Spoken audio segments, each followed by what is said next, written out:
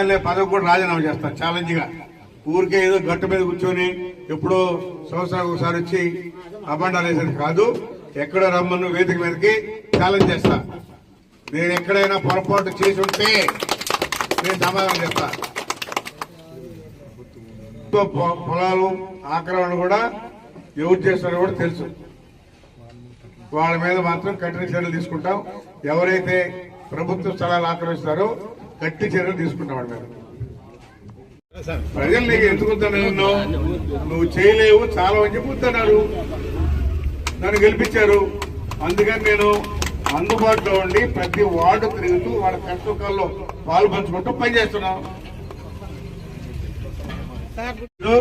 నెల్లూరులో ఆయన ఇచ్చినటువంటి ఒక మహిళ మీద ఏం మాట్లాడారో ప్రసన్న కుమార్ రెడ్డి, దాన్ని బట్టి ఇక్కడికి ప్రెస్ మీట్ పెట్టడానికి వచ్చాడు. అంతేగాని వెంకటగిరి ప్రజలు చూసేందుకు, ఇక్కడ స్థితిగతులు చూసేందుకు దానికి కాదు. వ్యతిరేకంగా అవమానించడం మన సంస్కృతి.